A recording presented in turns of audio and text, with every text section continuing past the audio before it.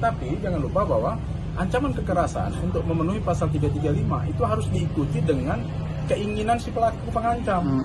Kalau keinginan si pelaku pengancam itu tidak terpenuhi, tidak ada, misalnya orang suruh pergi, lalu kemudian orang tidak pergi dengan ancaman itu tidak terpenuhi pasal 335. Dan itu tidak ada, saya nyatakan di dalam BAP. Nah, jadi pendapat saya selaku ahli di dalam perkara ini, nah, kita tidak pernah. Dugaan dipelintirnya keterangan ahli dalam penetapan tersangka Hotman terkuak di luar sidang.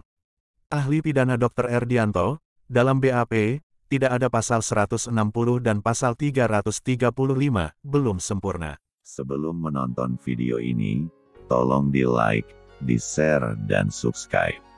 Dan nyalakan lonceng notifikasinya. Selamat menyaksikan. 3, 2, 1. Pekanbaru, TV Riau bangkit. Dr. Erdianto Effendi SHM Hum, selaku ahli hukum pidana menegaskan bahwasanya tidak ada terpenuhi pasal 160 KUHP dan pasal 335 KUHP, belum sempurna atas penetapan tersangka Hotman. Saya diminta pendapat selaku ahli dalam proses BAP, dan saya nyatakan tidak terpenuhi pasal 160 KUHP itu, tidak ada unsur penghasutan, kalaupun pasal 335 KUHP itu ancaman kekerasan tetapi harus diikuti keinginan pelaku si pengancam terpenuhi. Misalnya orang disuruh pergi tetapi orangnya tidak pergi. Dengan ancaman itu, artinya tidak terpenuhi, terangnya di Pengadilan Negeri PN Pekanbaru Kamis, tanggal 20 Oktober tahun 2022 pukul 15 waktu Indonesia Barat. Tambahnya lagi, saya diminta datang ke Pengadilan Negeri sebagai saksi ahli, ya saya datang.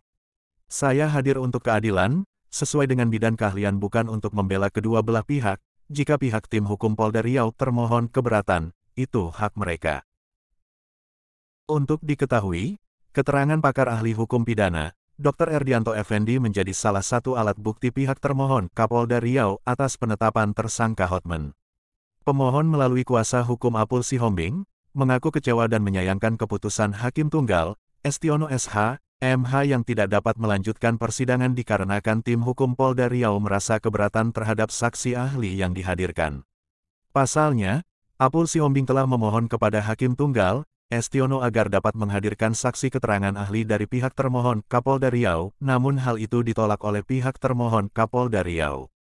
Karena ditolak atau tidak berkenannya pihak termohon, maka kemudian saya telah mempertanyakan dan memohon kepada Hakim Tunggal, Estiono agar pihak pemohon yang menghadirkannya, dan hal itu dijawab oleh Hakim ya, silahkan, ungkap Apul.